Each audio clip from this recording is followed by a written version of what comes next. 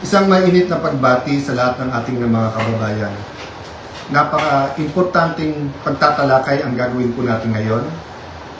Hiningi po na makinig po tayong lahat, mga kababayan sa Luzon, Visayas, Mindanao, lalong-lalo po ang ating mga OFW. Umpisahan ko po na kahit gaano kabigat ng problema, tayo'y parating magpapasalamat sa Panginoon. God is sovereign, He is in control. Man creates the crisis, but God gives the solution. The last few weeks, there was a man-made crisis by the minority in cooperation with some people in the administration, by them trying to undermine the leadership of the Senate at pinapalabas na magulo ang Senado. Pero mas mabigat po ang usapin natin ngayon. Bakit po? Dahil may tanong po tayo. Una, has Philippine democracy died again? Pangalawang tanong, binasura po ba ang Philippine Constitution? Bakit po ito tinatanong? Simple po, ang nakalagay sa konstitusyon ng Pilipinas, pwedeng mag-conduct ng business ang Senado by a majority of all its members. Ang majority po ng 24 ay 13 po. 13 po ang numero. Yung sinasabi po nilang kaso, yung po ay ibang-iba.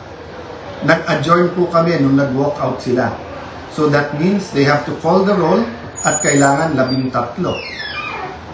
Yung binabanggit nilang kaso po, inahamon ko lahat ng abogado. It is not applicable kasi doon po tuloy-tuloy yung sesyon.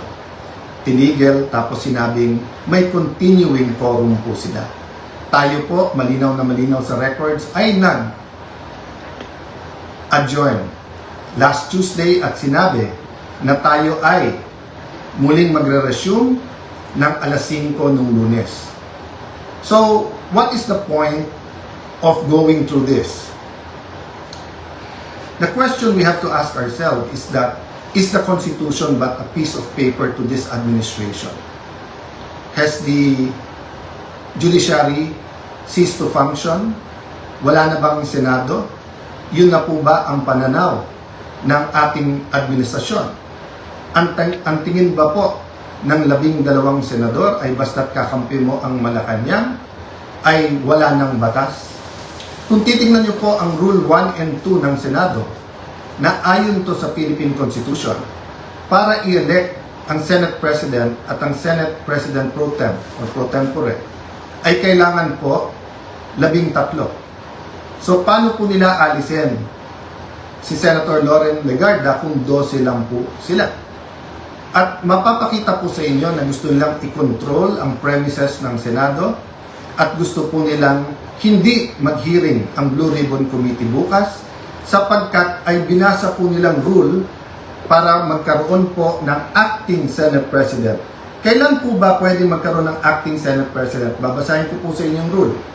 Sabi po, in cases specified in subparagraph C of Section 4 of the rule, the President Pro Tem shall serve as acting President until the Senate shall have elected a new President. Hindi po sila maka-elect ng new President dahil wala po silang 13. Ulitin ko po, pag may 13 po sila, ako pa mag-o-oath sa kanila. Bibilisan ko po na ibibigay sa kanila. Wala po silang 13. So ano yung rule po? The President Pro Tempore shall discharge the powers and duties of the President in the following cases, A, B, C. But she or he shall only become acting President in the case of subsection C, which says, in the event of resignation, hindi po tayo nagre-resign. Removal, hindi po nila ako naalis. Death, buhay pa naman po siguro ako, hindi po AI to. Hindi po AI ang kumakausap sa inyo ngayon, buhay pa ho ako. Absolute incapacity, siguro naman po nakikita nyo, nakakapag-isip po ako, nakakapagsalita po ako. So wala pong ground para magkaroon ng acting president. This is an illegal coup d'etat na may kasamang pagbabasura ng ating konstitusyon. I warned everyone about this from day one. We warned everyone yesterday when we explained the use of the parliamentary tool of not having a quorum.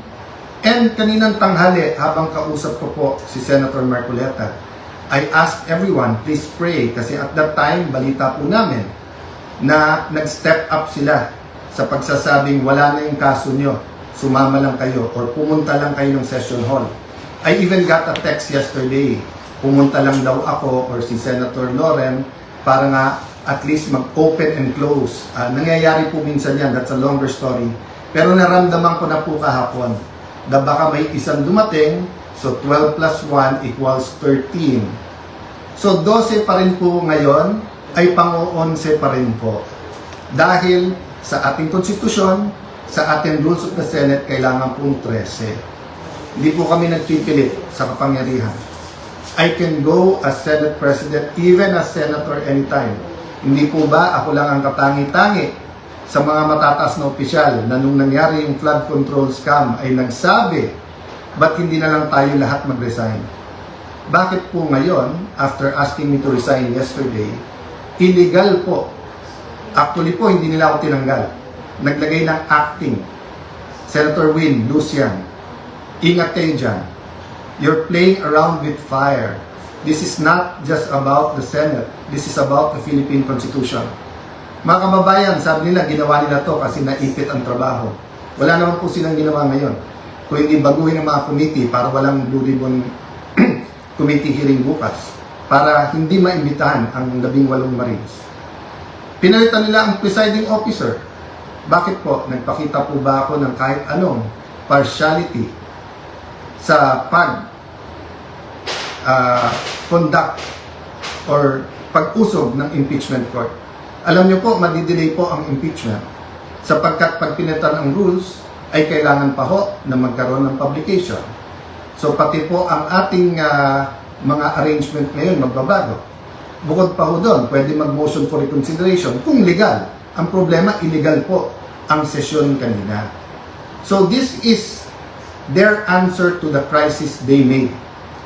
From May 11 till now, crisis after crisis, pinapasok yung NBI noong May 11, binaboy din tayo noong May 13, pagkatapos issue after an issue, at ngayon naman po, instead of a simple adjournment sine die, kung saan meron tayong isang buwan na magtrabaho mga committee, pagkatapos uumpisa na natin ang impeachment, they're going to bring the Senate and the country into a political crisis.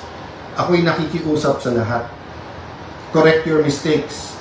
Wala namang problema because I issued an advisory kanina na nakasine die tayo. The country is already in economic crisis. Hindi lang nararamdaman to ng mga upper class. The world is in crisis because of what's happening in Israel, Iran, US, in what's happening with that conflict. Marami pong naghihirap na, mas maraming maghihirap pa. We need the impeachment to be fair and impartial. We need to investigate the flood control scam in a very impartial way that will be satisfactory to all our people. And we need a functioning Senate, an independent Senate. Huwag niyo po kaming alalahanin mga kababayan. Okay po ako. They can try to remove me, they can kill me, but they will not kill the idea of a democratic Philippines led not by men, but by laws, led by the Philippine Constitution. Kung sabi niyo po at natatawa yung iba that the Senate is under attack, 2023 pa lang ho, yung PI, gusto pong amendahan yung Constitution. After magsalita si Senator Aimee, wala daw katotohanan yon. Ngayon po, binasura ang Constitution. Ano ba tingin yung kasunod nito? So mga kababayan, again, God is sovereign. Let's all reflect on this and pray. But tomorrow, tuloy ang hearing ng Blue Ribbon Committee. I am still the legitimate, legal, moral Senate President of the Republic of the Philippines. There is still functioning committees. We have to hear the testimonies. Invited po, pati po yung mga gumawa ng illegal ngayon. You can try to stop us, but you will be stopping the Filipino people. So sa ating mga kababayan who wants to pray or have a prayer vigil sa Senado bukas, pumunta po kayo. Pag hindi po kami pinapasok, sama-sama na po tayo outside the Kulambo. Ang problema po, pag in-outside nyo the Kulambo, ang mga legitimate leaders ng Senado, para nyo na pong sinabing sinunog nyo po ang Philippine Constitution. Sana naman po, tonight, makapag-isip-isip ang mga gumagawa nito. Again, sincerely po, we pray for all of our leaders and we tell everyone here, let's pray for our country and may God bless the Philippines.